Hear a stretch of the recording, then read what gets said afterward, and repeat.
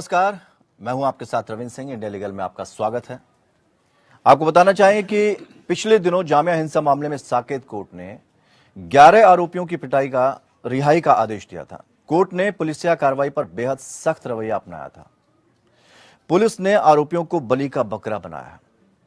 सरकार के खिलाफ आवाज उठाना देशद्रोह नहीं। अदालत ने कहा कि असहमति अभिव्यक्ति की स्वतंत्रता जैसे मौलिक अधिकार का ही विस्तार है। ये कोर्ट की टिप्पणी है। खबर देखते हैं, फिर आगे बढ़ते हैं।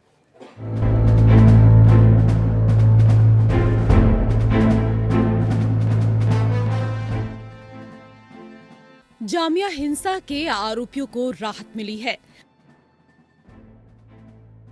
दिल्ली की एक अदालत ने दिल्ली में 2019 के जामिया हिंसा मामले में शर्जील इमाम, सफूरा जरगर, आसिफ इकबाल तन्हा और 8 अन्य को डिस्चार्ज करते हुए कहा कि पुलिस वास्तविक अपराधियों को पकड़ने में असमर्थ रही और निश्चित रूप से उन्हें बलि का बकरा बनाया गया।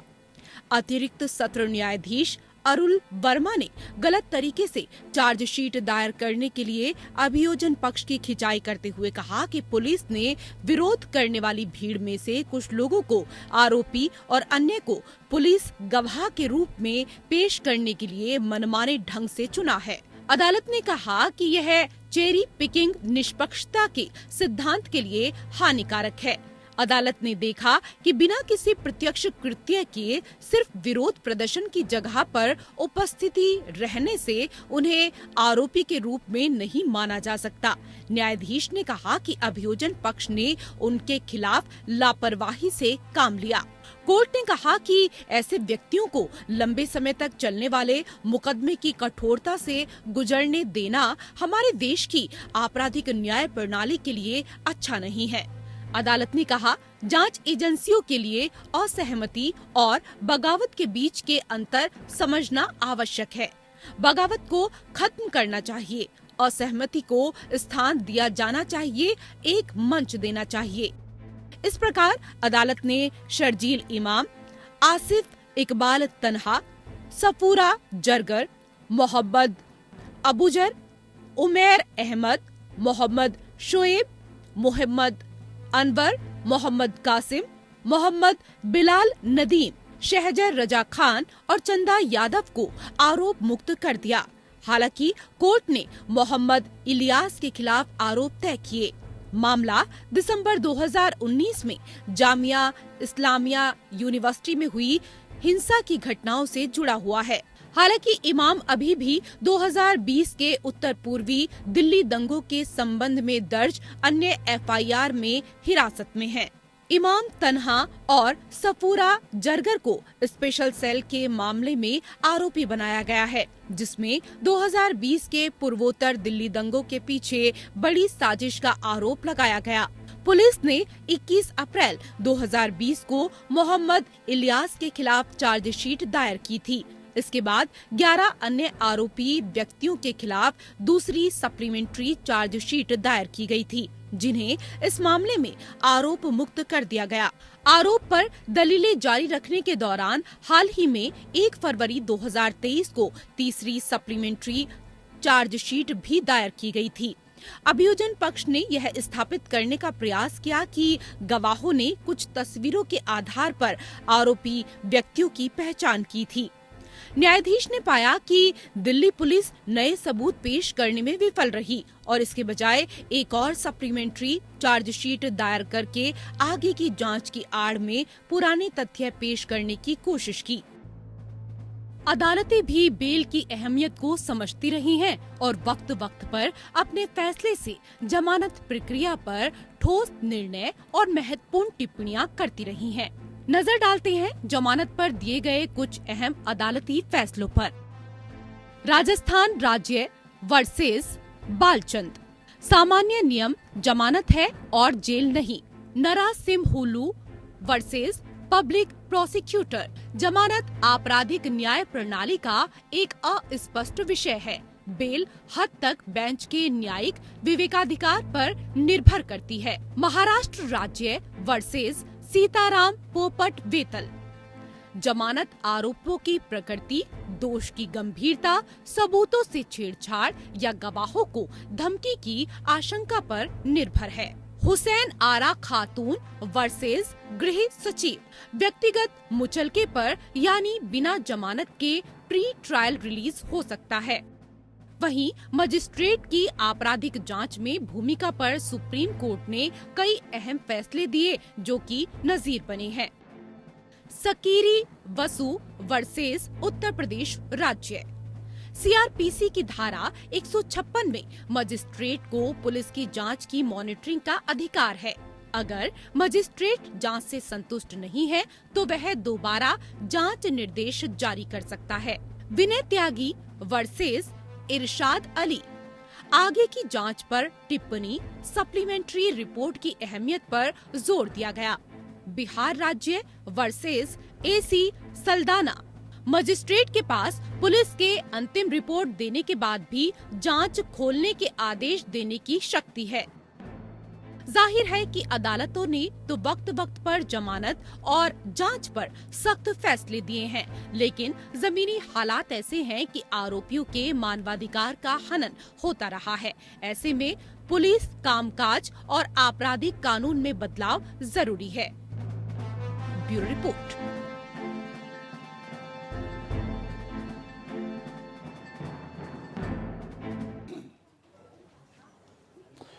समझना होगा इन सारी चीज़ों को, क्योंकि कानूनी दांवपेच के बीच चीज़ें ऐसी फंसती हैं जिसको कोर्ट हमेशा स्पष्ट कर देती है। और हमेशा यही वजह रहती है कि देश की जो कानून व्यवस्था है उसमें जब कोई व्यक्ति सुप्रीम कोर्ट जाता है तो उम्मीदें बढ़ जाती हैं। हमारे साथ 4 खास मेहमान इस पूरी चर्चा में शामिल हैं। जस्टिस राजेश टंडन जी, पूर्व जज हैं आप उत्तराखंड हाईकोर्ट के, और आप पूर्व चेयरमैन उत्तराखंड लॉ कमीशन के रहे हैं। बहुत बहुत स्वागत करते हैं सर आपका। एनएन श्रीवास्तव हमारे साथ जुड़े हैं जो कि पूर्व आईपीएस हैं। सर बहुत बहुत स्वागत करते हैं आपका। पीके मल्होत्रा, पूर्व सचिव कानून मंत्रालय, हमारे साथ जुड़े हुए हैं। और इसके साथ ही डॉक्टर प्रदीप शर्मा, वरिष्ठ अधिवक्ता के तौर पर उनके अनुभव को हम साझा करेंगे। आप सभी मेहमानों को बहुत बहुत स्वागत करते हैं। श्रीवास्तव जी, आपसे हम शुरू करना चाहेंगे और समझना चाहेंगे, चूंकि जामिया हिंसा केस में साकेत कोर्ट ने यह कहा है कि पुलिस आरोपियों को बलि का बकरा बना रही थी। सुप्रीम कोर्ट ने यह टिप्पणी हटाने से मना कर दिया। आप कितना सहमत हैं इससे? इससे बिल्कुल असहमत हैं, और इसलिए दिल्ली पुलिस ने जो साकेत कोर्ट के जो ऑब्जर्वेशन हैं उसके खिलाफ हाई कोर्ट में हम लोगों ने पिटिशन भी फाइल किया है, और वो अभी विचाराधीन है।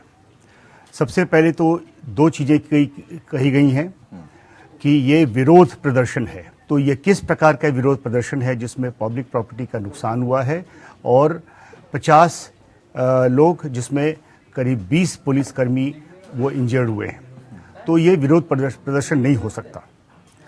दूसरा, इसमें कहा गया है कि चेरी पिकिंग हुई है। नाउ ये भी नहीं बताया गया कि चेरी पिकिंग कैसे हुई है।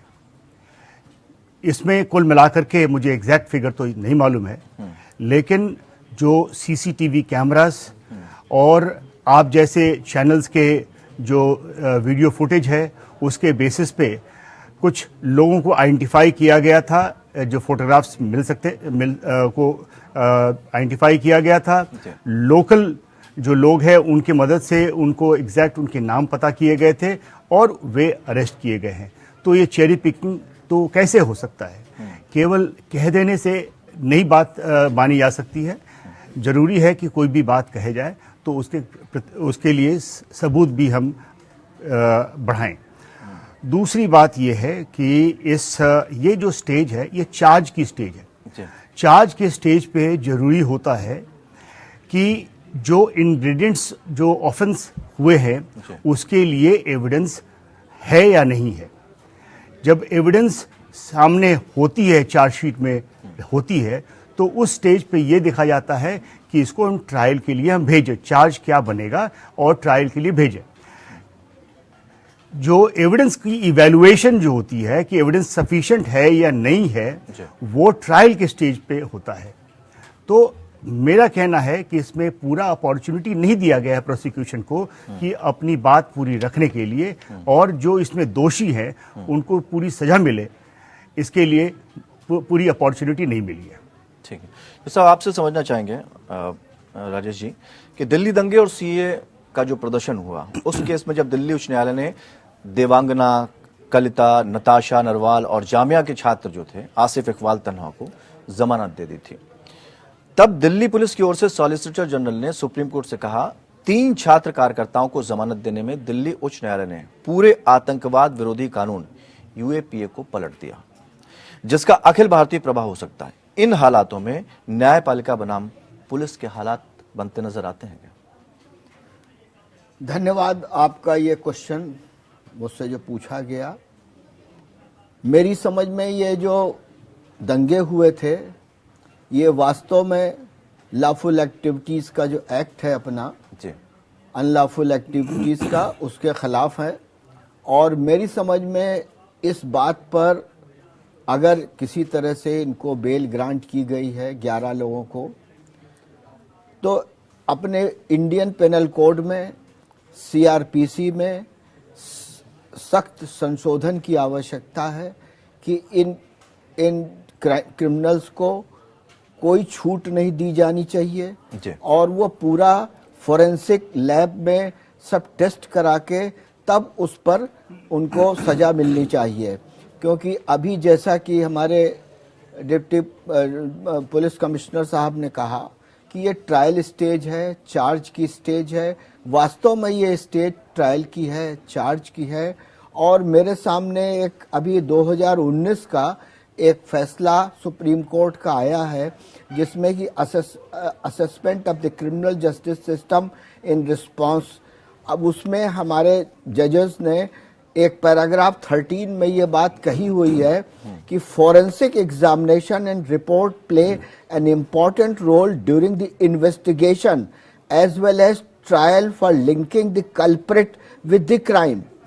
और सुप्रीम कोर्ट ने ये भी कहा है कि whether there is any standard operating procedure और protocol for taking samples for forensic DNA, forensic and other forensics for medical practitioners.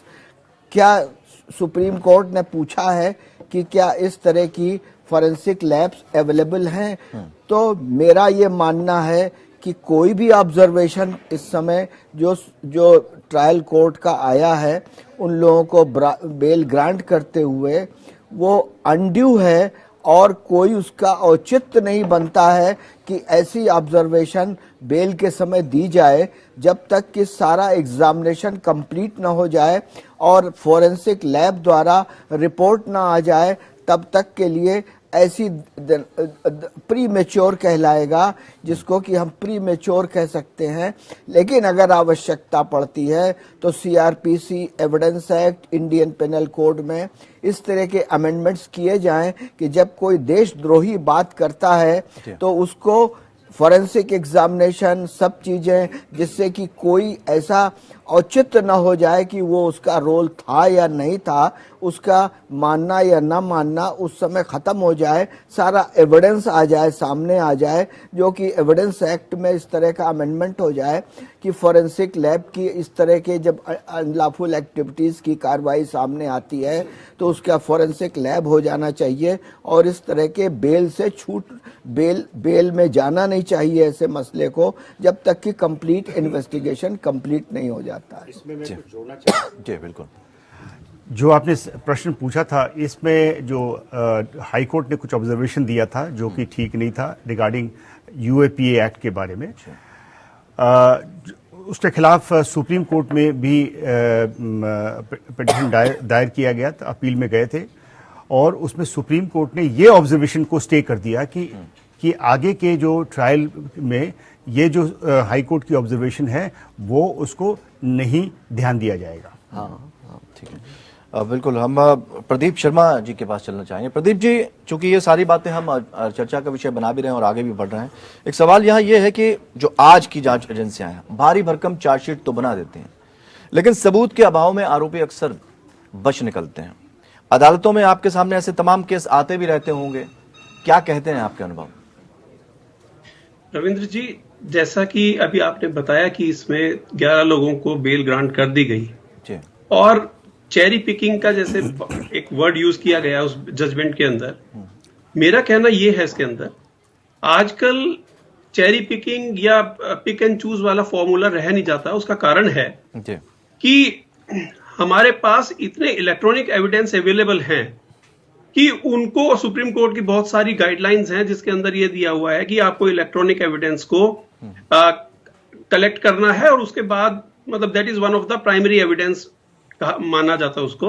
जी। और उनको ध्यान में रखने के बाद उन एविडेंस को कोर्ट के सामने प्रस्तुत करने के बाद ही चार्जशीट वगैरह फाइल होती है। इसमें जो एपिसोड की जब अभी बात कर रहे हैं जिसमें कि बेल ग्रांट कर दी गई, जी इसमें 3-4 क्वेश्चंस मेरे हिसाब से बनते हैं जो देखना चाहिए था और मेरे ख्याल में ऐसा हुआ नहीं होगा कि वो सब पुलिस की जो रिक्वायरमेंट्स थी वो वाली पूरी ना हुई हो। नंबर 1 उनमें से ये था कि presence of the accused persons at the place and at the time of incidents. जी ये देखना कि उन लोगों की वहां पर उपस्थिति थी वहां पर उस टाइम पे जिस टाइम का ये वाकया पुलिस ने एलेज किया, उन लोगों को अरेस्ट किया। सबसे पहला क्वेश्चन ये होता है। जी इसको सप्लीमेंट करने के लिए CDR cold data record police collect कर सकती है और जिससे उनकी लोकेशन और टाइम का पता लग जाएगा कि उस टाइम पे ये वहां पर प्रेजेंट थे। नंबर 1। जी नंबर 2, वहां पर कोई ना कोई आजकल सारी की सारी दिल्ली सीसीटीवी फुटेज से कवर्ड है, तो आसपास कोई ना कोई सीसीटीवीज ऐसे जरूर होंगे जिनकी रेंज के अंदर ये सब एक्टिविटीज कैप्चर हुई होंगी। जब ये एक्टिविटीज कैप्चर हुई होंगी, अब आपको देखना ये है कि उस टाइम पे इन्होंने क्या बोला, उस टाइम पे क्या वो वाक्य ही जो बोला इन्होंने वो ऐसा था कि that was a rage against the country. उसमें ये देखना है कि ये इलेक्ट्रॉनिक एविडेंस बहुत ज्यादा इंपॉर्टेंट है। यूएपीए का जो आपने अभी बात कहा, जी कोई भी ऐसी चीज देखिए, आप ये अभी तक ये कहा कि जज साहब ने ये बोला है कि आप किसी की बोलने की आजादी को खत्म नहीं कर सकते, फ्रीडम ऑफ स्पीच आपके पास है। आपको आर्टिकल 19(1) में फ्रीडम ऑफ स्पीच की कॉन्स्टिट्यूशन परमिशन देता है। बट मेरा क्वेश्चन एक अपने आप से ये है रविंद्र जी, क्या ये फ्रीडम ऑफ स्पीच एब्सोल्यूट है, कंप्लीट है? Answer no. अगर मैं आपको कुछ बोलता हूं तो मुझे बोलना चाहिए, ये सोचना चाहिए, समझना चाहिए कि मैं क्या बोल रहा हूं। आपके बोलने से ऐसी कोई हरकत जिससे कि देश की अखंडता, प्रभुता, देश की इज्जत के ऊपर बात आती हो, तो कहां पर ये फ्रीडम ऑफ स्पीच रह गई? तो कहीं ना कहीं एक बार तो लाना ही पड़ेगा। यूएपीए का लाने का मकसद ही ऐसा है। जरूरी नहीं है कि टेररिस्ट बाहर से ही अटैक आपकी कंट्री के ऊपर करें या आपको नुकसान पहुंचाएं। विद इन द सिस्टम भी कुछ लोग ऐसे होते हैं जो इस तरह की हरकतें कर सकते हैं कि जो देश के लिए खतरे का एक खतरा बन सकता है। ठीक। तो ऐसी एक्टिविटी को अगर हम कर्ब नहीं कर सके, रोक ना सके, ये कहां का वो रहा। इंटरनली हो सकता है कुछ ऐसी हरकत हो जाए जिससे देश की अखंडता, प्रभुता इत्यादि के ऊपर खतरा आ जाए। तो हमें ये सब कुछ भी रोकना है। अगर मैसेज ये चला गया कि यहां का इंटरनल सिस्टम इतना वीक है कि वो अपने जो सिस्टम के अंदर, वहां के देश के अंदर इस तरह की एक्टिविटीज हो रही हैं और गवर्नमेंट या हमारा कानून उसको नहीं रोक पाया, तो वो भी एक बहुत ही देश के लिए घातक सिद्ध होगा। ठीक है। तो अगर ऐसी एक्टिविटीज हैं, आपके पास एविडेंसेस हैं, और एविडेंसेस जैसा मैंने अभी आपको बताया कि आपके पास इलेक्ट्रॉनिक एविडेंस तो है ही ना, जी। तो कहां से पेरी पिकिंग कहां से होगी? पेरी पिकिंग तो तब, चेरी पिकिंग तो तब हुई जब वो वहां पर होते ही ना, या कुछ इस तरह की हरकत ही ना करते, इस तरह की कोई स्पीच ही ना देते, तब तो माना बात आपका। एक आपके पास इलेक्ट्रॉनिक एविडेंस है, ठीक है, आपको वहां पर उनकी प्रेजेंस की पता लग रहा है, उनकी बोलने जो बोला उन्होंने वो पता है, तो चेरी पिकिंग कहां हो गई है? ठीक है। पीके मल्होत्रा जी भी हमारे साथ जुड़े हैं, पूर्व सचिव हैं कानून मंत्रालय। सारे मुद्दों को सुनने के बाद, सारे विचारों को सुनने के बाद आप क्या कहना चाहेंगे इस विषय पर? देखिए, जहां तक कोर्ट की अपनी पावर एक्सरसाइज की है, ग्रांट बेल 11 एक्यूज्ड पर्सन, ये कहना कि कोर्ट ने अपना माइंड अप्लाई नहीं किया और एक सीरियस क्राइम में बेल दे दिया, मैं समझता हूं ये एक इशू को प्री जज करने वाली बात होगी। अगर कोई सीरियस ऑफेंस कमिट हुआ है और देश के अगेंस्ट हुआ है, उसको जिसपे आप यूएपीए एक्ट भी लगा रहे हैं, उसमें कोर्ट को बेल ग्रांट करते हुए जो है ये देखना चाहिए कि इन्वेस्टिगेटिंग एजेंसी ने उसके सामने जो तथ्य रखे हैं उन तथ्यों के बेसिस पे क्या प्राइमा फेसाई केस बनता है, और अगर वो सीरियस ऑफेंस है तो बेल देने के लायक है या नहीं है। मुझे जजमेंट देखने का मौका नहीं मिला, जो पेपर्स में रिपोर्ट किया गया उन तथ्यों के आधार पर, और जो अभी विद्वान पैनलिस्ट, तीनों विद्वान पैनलिस्ट ने बात कही है उसको देखते हुए अगर हम बात करें तो ऑब्वियसली मेरा ऐसा मानना है कि जज must have applied his mind before granting the bail, whether provision for granting the bail or requirement of granting the bail are made out or not. But ये कहना कि ऑफेंस नहीं हुआ वो गलत होगा। ऑफेंस हुआ, क्या राइट लोगों को बुक किया गया। कोर्ट का कहना यह है कि शायद इन्वेस्टिगेशन में कहीं ना कहीं कमी रह गई और उसके सामने जो तथ्य रखे गए हैं वो तथ्य ऐसा प्रूव नहीं करते हैं कि उसको बेल पे ना छोड़ा जा सके। जहां तक आप बात कर रहे हैं क्रिमिनल जस्टिस सिस्टम की, मैं इस बात से पूर्ण तरह सहमत हूं कि हमारा क्रिमिनल जस्टिस सिस्टम कहीं ना कहीं फेल हो रहा है, जिसकी वजह से एक्यूज पर्सन जो है या तो उनको कोर्ट जो है वो परसुएड हो जाती है बेल ग्रांट करने के लिए, और या लंबे समय तक ट्रायल चलता रहता है और विटनेसेस सामने नहीं आ पाती हैं और एक्यूज पर्सन जो है वो बरी हो जाते हैं। हमारे देश के अंदर जो कन्विक्शन का रेट है वो बहुत कम है, और उसका मेन कारण है कि एविडेंस कहीं ना कहीं पूरी तरह से सामने नहीं आ पाती है, और जो हमारे एक्यूज पर्सन हैं वो किसी ना किसी तरह से लंबे समय का फायदा उठा करके एविडेंस जो सामने नहीं आ पाती हैं उसका बेनिफिट लेते हैं और क्राइम करने के बावजूद भी छूट जाते हैं। मैं समझता हूं इसमें एक बहुत जल्द जो है रिव्यू की जरूरत है। हालांकि समय समय पर क्रिमिनल जस्टिस सिस्टम में रिफॉर्म होते रहे हैं। जस्टिस मालिमत कमेटी ने एक रिपोर्ट दी थी, उस रिपोर्ट के बाद भी कुछ क्रिमिनल जस्टिस सिस्टम में सुधार लाए गए। उसके बाद जब निर्भय कांड हुआ 2012 में, उस समय भी जस्टिस वर्मा कमेटी ने एक रिपोर्ट दी थी जिसके बेसिस पे क्रिमिनल लॉ अमेंडमेंट एक्ट 2013 पास किया गया। और मैं समझता हूं इसी तरह के और सुधारों की जरूरत है ताकि जिन लोगों ने एक्चुअली क्राइम कमिट किया है ना तो वो बेल पर बाहर छूट के जाएं और उनका कन्विक्शन रेट जो हमारे देश में है वो भी बढ़े।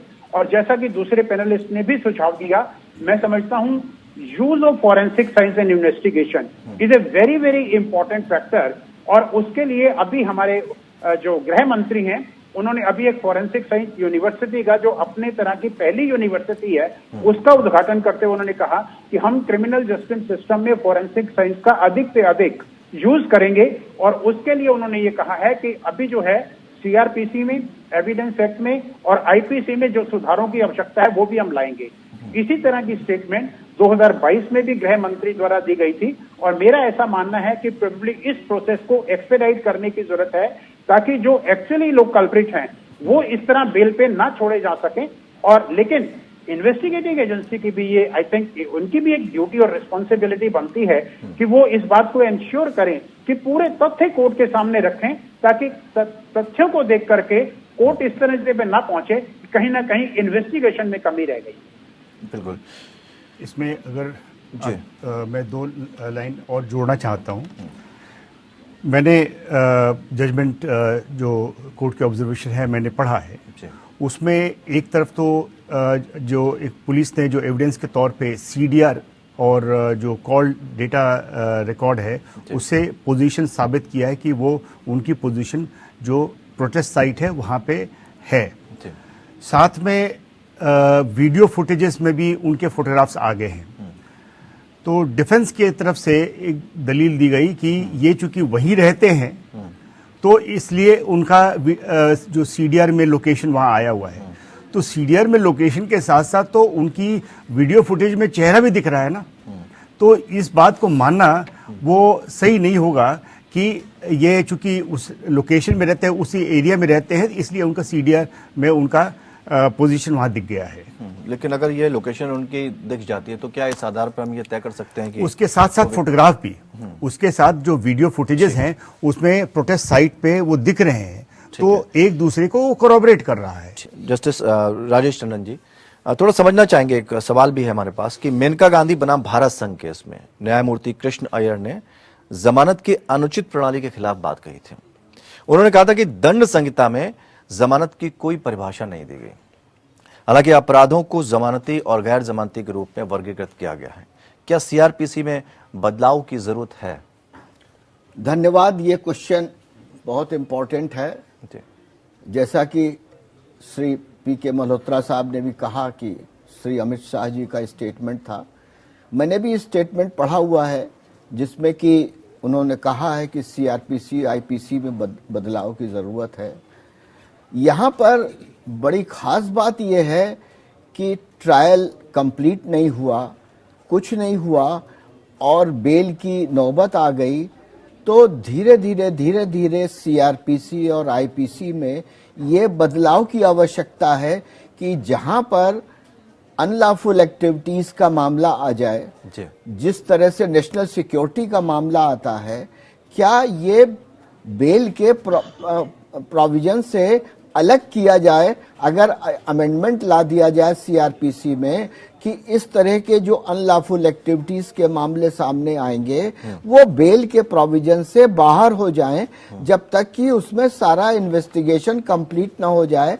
और जैसा कि इंफॉर्मेशन टेक्नोलॉजी में दिया है, सेक्शन 3 और 4 में सब दिया हुआ है, इलेक्ट्रॉनिक रिकॉर्ड का, इलेक्ट्रॉनिक एविडेंस की लीगल वैलिडिटी है, इसके साथ साथ फोरेंसिक भी आ जाए, तब तक वो चीजें जब तक सामने नहीं आ जाती हैं तब तक इस तरह की जो एक्टिविटीज है या उसमें शामिल हुए या उसमें एसोसिएशन में भी शामिल हुए, ये सारी चीजों को, उन सब को इस बेल के दायरे से मुक्त किया जाए कि उनका बेल का दायरा जब तक कंसीडर नहीं हो सकता है जब तक ये सारा इन्वेस्टिगेशन कंप्लीट नहीं हो जाएगा। और जब भी कंप्लीट होगा तभी कोई एप्लीकेशन इसकी पड़ सकती है, तभी हमारे उसमें सुधार होगा, अनलॉफुल एक्टिविटीज में सुधार होगा। अपने देश को बचाना है, अपने यहाँ की जो संविधान की व्यवस्था है उसको सुरक्षित रखना है और किसी न किसी तरह से जो अनलॉफुल इवेंट्स होती हैं उसको बचाना है।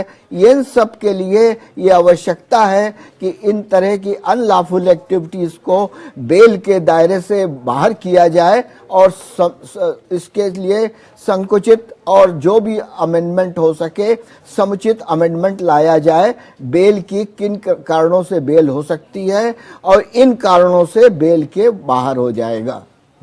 तो उसके भी क्या कुछ आधार होते हैं, उस तरह से भी चीजों को समझा जा सकता कि बेल किस आधार पर हो सकती है। बेल के लिए आधार तो बहुत सारे जो अलग हैं, लेकिन अनलॉफुल एक्टिविटीज का एग्जम्पशन उसमें कर दिया जाए कि जब तक अनलॉफुल एक्टिविटीज के जो भी क्राइम होंगे उसका जब तक इन्वेस्टिगेशन कंप्लीट नहीं हो जाता है तब तक वो बेल के दायरे में नहीं आएंगे। ठीक है।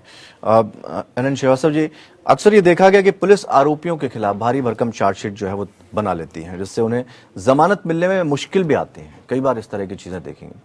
ये अलग बात है कि अदालती कार्रवाई में ये आरोप ठहर नहीं पाते हैं, ये भी देखा गया। पुलिस महकमे की तरफ से ऐसा क्यों होता है? क्या पुलिस के कार्यप्रणाली में कोई कमजोरी है? जो दूसरी बात यह है कि भारी भरकम जो चार्जशीट होती है, भारी भरकम चार्जशीट इसलिए होती है कि जो एविडेंसेस जो इकट्ठा किए जाते हैं, सारे कागजात भी उसके लिए सबूत के तौर पे उसमें शामिल की जाती है, तो चार्जशीट पड़ा होगा। और बड़े बड़े केसेस में ही चार्जशीट इस प्रकार से लंबा सा होता है। मैं ये कहूँगा और मैं काफ़ी ओपन इसमें हूँ कि हमेशा सुधार की गुंजाइश हमें हर समय है। हम जितना भी ब्रीफ हो सके, संक्षिप्त हो सके, ताकि सारी बात कह भी लें और थोड़े शब्दों में कह सके, वो जरूर इसमें हम ये बात है ना। जहाँ तक बेल की बात है, मैं भी बहुत हद तक जस्टिस टंडन से सहमत हूँ कि जहाँ पे केसेस हैं जो देश के खिलाफ है, वैसे केसेस में bell should be an exception only when जहाँ पे आप देख रहे हैं कि इसके खिलाफ केस साबित नहीं हो रहा है, अन्यथा बेल देना नहीं चाहिए। जो दूसरे केसेस में है वो जो प्रिसाइडिंग जज हैं उनकी प्रेरोगेटिव है, अगर उन्होंने देखा कि इसमें बेल दी जा सकती है बिना इन्वेस्टिगेशन के और ट्रायल को इफेक्ट करते हुए, तो वो बेल दी जाए, उसमें कोई परेशानी नहीं है। पीके मल्होत्रा जी, आपसे समझना चाहेंगे, क्योंकि बेल दी जाए ना दी जाए, कई बार देखा जाता है कि आरोपी जो है दोषी मान लिया जाता है पहले से ही, लेकिन जब तक केस चल रहा है तब तक दिक्कतें आती हैं और समझना होगा कि किस तरह से घुमाव फिराव किया जाता है जब मामला पहुंचता है कोर्ट में। अगर हम ये समझने की कोशिश करें इस बात को, तो और गहराई से आप किस तरह से समझाना चाहेंगे? रविंद्र जी, आई थिंक हमारा डिबेट जो है वो बिल्कुल राइट डायरेक्शन में जा रहा है, जी। क्योंकि हम एक पर्टिकुलर केस को ना लेकर के बल्कि क्रिमिनल जस्टिस सिस्टम का जो एडमिनिस्टर करने की बात है, हम उन विषयों पे अब आ रहे हैं। जी। क्योंकि एक पर्टिकुलर केस जो कोर्ट के सामने पेंडिंग है, अभी विचाराधीन है, उसमें हम अपना मत दे सकते हैं, लेकिन कोर्ट का जो डिसीजन आएगा वो मान्य होगा। जहां तक बेल ग्रांट करने के प्रोविजन है, जस्टिस टंडन ने बिल्कुल ठीक बताया।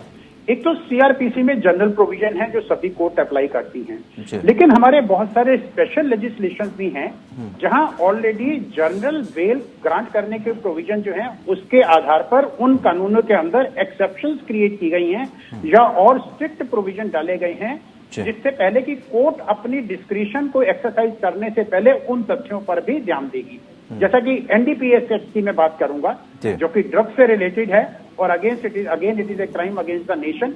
जो भी व्यक्ति ड्रग्स में डील करता है, he is committing a crime against the nation, और वो आने वाली जनरेशन को भी खराब करता है। वहां बेल्स के प्रोविजन के लिए एक स्पेशल प्रावधान रखा गया है। सीआरपीसी के जनरल प्रोविजन जो है वो अप्लाई नहीं करते।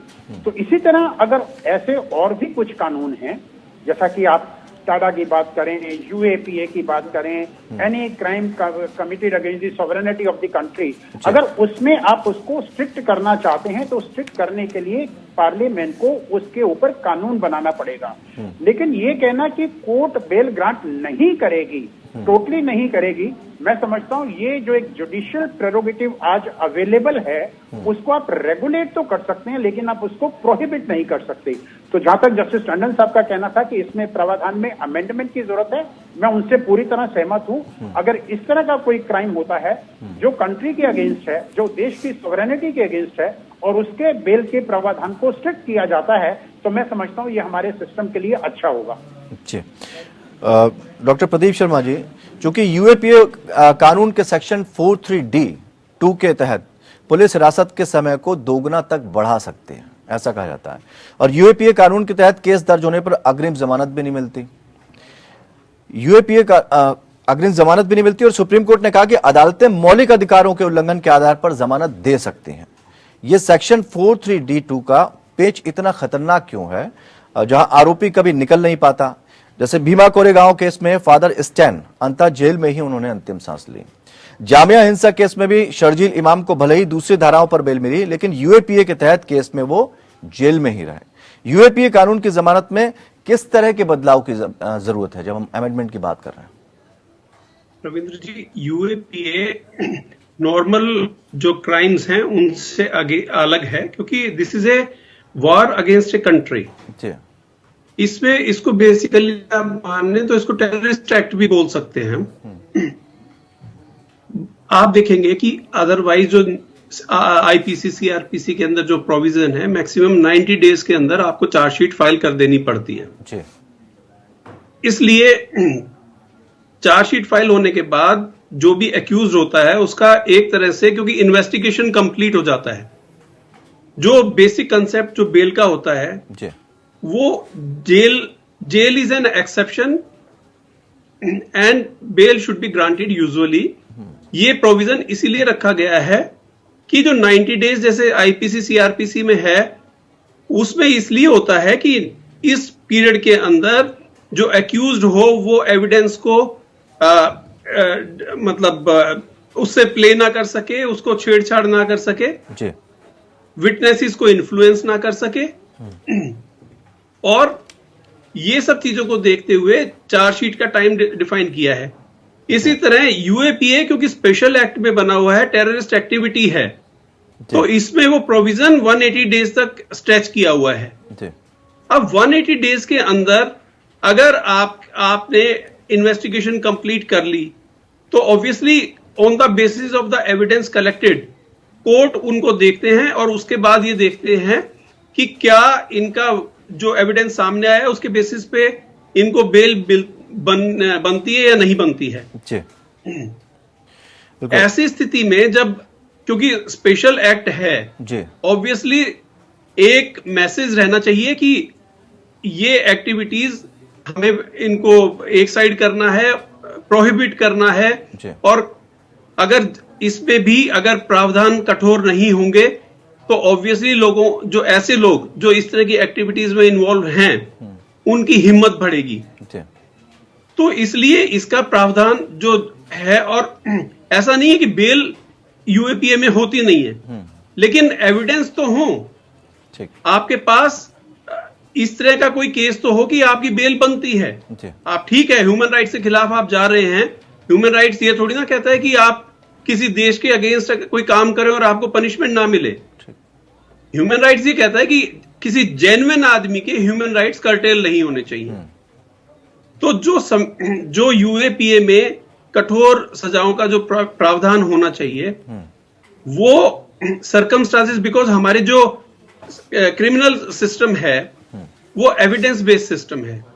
ठीक। एविडेंस बेस के अंदर, और अगर आप इस पर्टिकुलर टाइम में जब आपको चार्जशीट फाइल कर देनी चाहिए, जी। और अगर इन्वेस्टिगेटिंग एजेंसीज उस टाइम के अंदर अपना चार्जशीट फाइल नहीं कर सकती हैं, जी। तो आपके पास डिफॉल्ट बेल का प्रोविजन है। मतलब कोर्ट ये कहता है कि आपको इतने टाइम में इन्वेस्टिगेशन कंप्लीट कर लेनी चाहिए थी, आप नहीं कर पाए, इसलिए अब ये एक्यूज्ड डिफॉल्ट बेल का हकदार है। ठीक है। पीके मल्होत्रा जी, आप थोड़ा ये समझना चाहेंगे, यूएपीए और एनएसए, ये दो कानून ऐसे हैं जिनको दमनकारी कानून भी कहा गया। कई लोगों ने इसको इस बात की भी संज्ञा दी, जिसके तहत ये दोनों कानून है, इसके तहत जो जाने अनजाने में व्यक्ति की आजादी का भी हनन हो जाता है। ये भी कहा जाता है 124A, जिसे हम राष्ट्रद्रोह कानून के तहत लाते हैं, इस पर अंतरिम रोक लग चुकी है। लेकिन इन कानूनों में कुछ प्रावधानों को केंद्र आखिर क्यों जिंदा रखना चाहती है, ये थोड़ा समझना चाहेंगे आपसे। देखिए रविंद्र जी, मैं जैसा मैंने पहले भी कहा कि होम मिनिस्टर ने अभी 2 दिन पहले ही, जब उन्होंने नेशनल फॉरेंसिक साइंस यूनिवर्सिटी का उद्घाटन किया, उन्होंने कहा कि सरकार ऑलरेडी क्रिमिनल जस्टिस सिस्टम को स्ट्रेंथन करने के लिए आईपीसी, सीआरपीसी, एविडेंस एक्ट और दूसरे इस तरह के कानूनों का जो है वो रिव्यू कर रही है और उनको स्ट्रेंथन करने की कोशिश कर रही है, ताकि जस्टिस डिलीवरी सिस्टम जो है वो बेटर हो सके।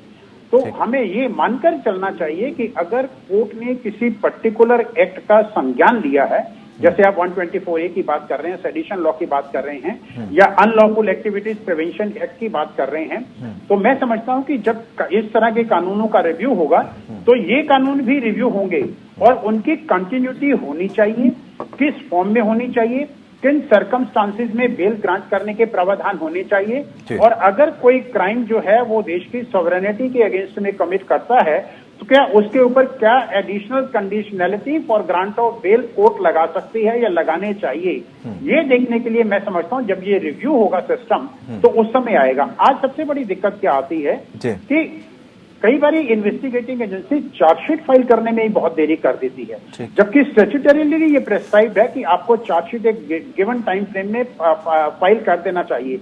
मान लीजिए चार्जशीट फाइल नहीं होती है तो कोर्ट को इस तरह का अधिकार दिया गया है एग्जिस्टिंग कानून के अंदर कि कोर्ट ये देख सकती है कि क्या उस व्यक्ति को as an under trial court के जेल के अंदर रखा जाए या उसको बेल पर छोड़ दिया जाए। तो अगर इन्वेस्टिगेटिंग एजेंसी समय पर अपना इन्वेस्टिगेशन कंप्लीट करके चार्जशीट फाइल कर देती है और ट्रायल एक्सपेडिशियसली हो सकता है, तो मैं समझता हूं इस तरह की दुविधाएं नहीं आएगी।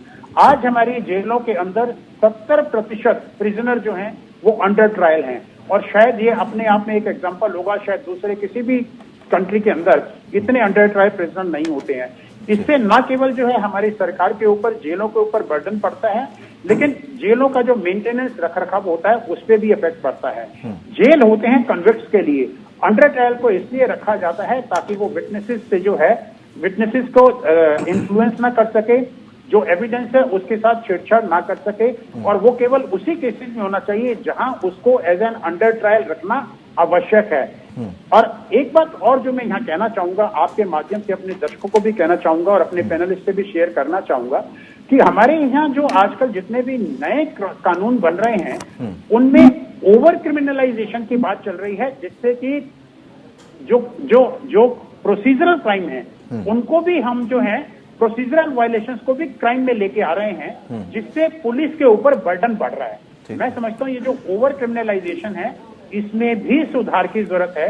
अगर कोई प्रोसीजरल वायलेशन है उसको क्राइम ना कमिट किया जाए, ताकि हमारी जो पुलिस एजेंसीज हैं जिनके पास लिमिटेड रिसोर्सेज हैं उनके ऊपर उस तरह के क्राइम को इन्वेस्टिगेशन का बर्डन जो है वो अधिक बर्डन ना पड़े। तो जब कानून बनाए जाते हैं तो ये देखा जाए कि जो प्रोसीजरल वायलेशन होते हैं या छोटे मोटे ऑफेंसेस होते हैं उसके लिए बर्डन हमारी पुलिस एजेंसी के ऊपर ना बने, और पुलिस एजेंसी जो है वो जो सीरियस क्राइम है उनके ऊपर कंसंट्रेट करके अपना प्रॉपर इन्वेस्टिगेशन करके समय से चार्जशीट फाइल कर सके और उसका ट्रायल जो है वो कोर्ट एक्सपेडिशियसली कर पाए। लेकिन सर सवाल तो तब खड़े हो जाते हैं जब जैसे यूएपीए कानून जो है कटघरे में आता है और सियासी इस्तेमाल इनका कहीं ना कहीं होने लगे, तब इन चीजों पर विचार किया जाना ज्यादा जरूरी हो जाता। क्या लगता है कि अभी कुछ कमियां हैं जिसको दूर करनी चाहिए हमें? जी, मेरा ऐसा मानना है इन्हीं कमी को दूर करने के लिए ही गृह मंत्री ने कहा है, 1922 में भी उन्होंने ये बात कही थी और अभी उन्होंने फिर से इस बात को दोहराई है कि वो क्रिमिनल लॉ एडमिनिस्ट्रेशन में वेदर आईपीसी, सीआरपीसी या एविडेंस एक्ट या दूसरे जो स्पेशल लेजिस्लेशन है उनमें सुधार लाने की बात कर रहे हैं। और जो कमेटी कॉन्स्टिट्यूट उन्होंने की है, मेरा ऐसा मानना है कि वो कमेटी जल्दी से जल्दी रिपोर्ट लेके आएगी जिसमें जो जुडिशियल बैकलॉग है उसके बारे में भी विचार होगा। अंडर ट्रायल्स को जिनको जेल में रखने की आवश्यकता नहीं है उसके ऊपर भी विचार होगा, और जो एग्जिस्टिंग बिल प्रोविजन है उनको सरकार और कोर्ट से है वो ठीक से जो है एनफोर्स कर पाएगी। जो ट्रायल है उसको एक्सपेडाइट किया जाएगा और जो एनफोर्समेंट सिस्टम है उसमें भी इम्प्रूवमेंट की बात की जाएगी। जैसा कि मैंने आपसे कहा कि ओवर क्रिमिनलाइजेशन हमारी कंट्री के अंदर चल रहा है, मैं इसी बात को आगे बढ़ाना चाहूंगा कि हमारा जो जस्टिस सिस्टम है वो कहीं ना कहीं जो है वो ब्रिटिश राज से जो है हम उसको कंटिन्यू करते आ रहे हैं। आज आवश्यकता आ गई है कि हम एक विक्टिम सेंट्रिक अप्रोच को जो है क्रिमिनल जस्टिस सिस्टम में लेके आए कि बर्डन जो है वो विक्टिम जो है उसको उसका बेनिफिट मिलना चाहिए, ना कि हमारे जेलों के ऊपर बर्डन पड़ना चाहिए।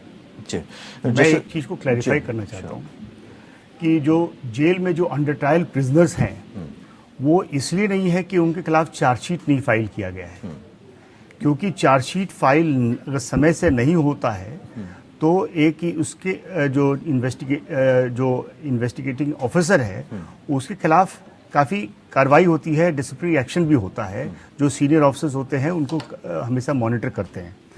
बहुत सारे जो जेल में अंडर ट्रायल प्रिजनर्स हैं वो उनके ट्रायल चल रहे होते हैं, इसलिए वो जेल में होते हैं। जी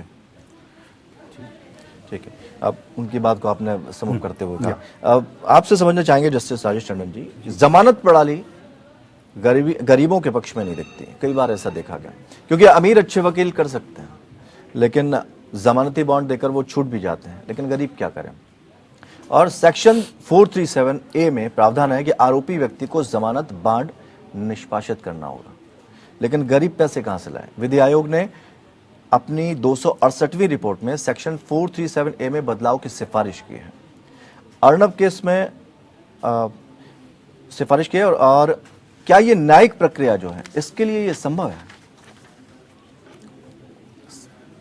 आपका सवाल इस तरह का है कि गरीबों को न्याय कैसे मिले। हाँ। इससे पहले कि मैं कहूं गरीबों को न्याय कैसे मिले, क्या मिले, मेरा आपका जो पिछला सवाल था उसमें हमको समअप करना है। समअप ये करना है कि जो हमें बदलाव लाना है अपने सीआरपीसी में लाना है, आईपीसी में लाना है, एविडेंस एक्ट में लाना है, अनलॉफुल एक्टिविटीज को स्पीडी ट्रायल हो जाए, और स्पीडी ट्रायल के बाद rarest of the rare cases में बेल हो, जहां तक कि सारी रिपोर्ट आ जाए, सब आ जाए। तो मेरा 2 ही सबमिशन है उसके बारे में कि स्पीडी ट्रायल हो जाए, और स्पीडी ट्रायल के लिए अलग से सेशन जज या जो भी हो निर्धारित हो जाए, और बेल उसमें स्पेशल केस में या रेयरेस्ट रेयर केस में हो। कोशिश ही की जाए कि ट्रायल कंप्लीट हो जाए। दूसरी बात ये आपकी बेल के संबंध में, गरीबों के संबंध में, हमारी गवर्नमेंट ने, हमारी मोदी सरकार जी ने, सब ने एक लीगल सर्विसेज अथॉरिटी का निर्माण किया है जो कि चीफ जस्टिस ऑफ इंडिया के अंदर आती है। हमको उसको बढ़ावा देना चाहिए किसी तरह से। वो हमारे कॉन्स्टिट्यूशनल प्रोविजन आर्टिकल 39A में भी कवर होती है, लीगल सर्विसेज अथॉरिटीज। अगर हमारे पास सक्षम वकील होंगे under the working under the legal services authorities act, तो हम गरीबों को बेल के मामले में परेशान नहीं होना पड़ेगा। या अभी जैसा एक लेटेस्ट जजमेंट आया है सुप्रीम कोर्ट का आया है कि बेल तो हो जाती है लेकिन जल्दी उनके बेल बॉन्ड्स और इस तरह में बड़ी दिक्कतें होती हैं, उसके लिए भी डायरेक्शन आए हैं सुप्रीम कोर्ट के आए हैं कि किस तरह से बेल बॉन्ड्स भरी जाए। तो मेरा कहना है कि गवर्नमेंट को इसमें पूरा लीगल सर्विसेज अथॉरिटीज़ को जहां सक्षम नहीं है, वो आदमी अपनी सिक्योरिटी देने में सक्षम नहीं है, बेल के बाद भी जेल में पड़ा रह जाता है, इसलिए सिक्योरिटी का कोई इंतजाम नहीं होता, तो उसके लिए डिस्ट्रिक्ट लेवल पर लीगल सर्विसेज अथॉरिटीज़ हैं, स्टेट लेवल पर हमारी लीगल सर्विसेज अथॉरिटीज़ हैं, और सेंट्रल एक्ट के अंदर सेंट्रल लेवल पर article 39A of the Constitution of India legal services authorities हैं। ही शुड कम फॉरवर्ड, और ज़्यादा से ज़्यादा उसमें वकीलों की भर्ती होनी चाहिए।